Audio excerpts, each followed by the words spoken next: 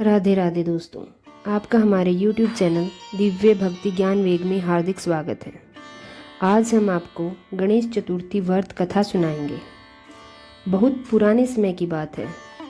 कैलाश पर्वत पर भगवान शिव और माता पार्वती रहते थे। एक दिन माता पार्वती स्नान करने जा रही थी।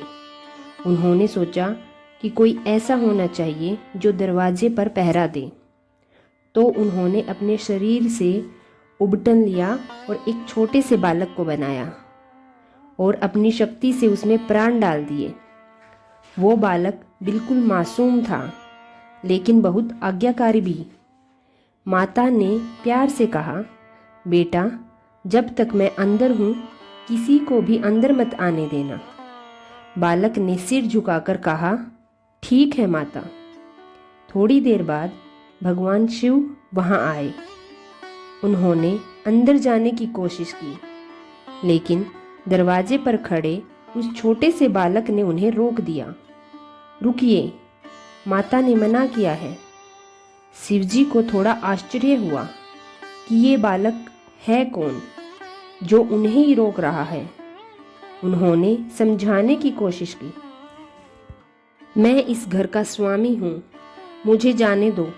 लेकिन बालक नहीं माना, क्योंकि उसके लिए उसकी माँ की आज्ञा सबसे बड़ी थी।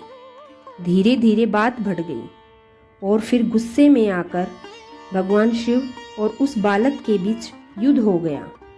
सोचो, एक छोटा सा बालक, लेकिन इतनी शक्ति कि देवताओं को भी रोक दे। उसने सबका सामना किया, लेकिन आखिर में क्रोधित होकर भगवान शिव ने उसका सिर अलग कर दिया। जब माता पार्वती बाहर आई और उन्होंने अपने बेटे को उस हालत में देखा तो उनका दिल टूट गया। वे बहुत क्रोधित हो गए, इतनी कि उन्होंने पूरे संसार को नष्ट करने का ठान लिया। देवता घबरा गए। सबने मिलकर भगवान शिव से कहा, कुछ कीजिए, नहीं तो सब खत्म हो जाएगा। तब भगवान शिव को अपनी गलती का एहसास हुआ। उन्होंने तुरंत आदेश दिया, उत्तर दिशा में जाओ, जो भी पहला जीव मिले उसका सिर लेकर आओ। देवताओं को एक हाथी मिला और उसका सिर लाकर उस बालक के शरीर पर जोड़ दिया।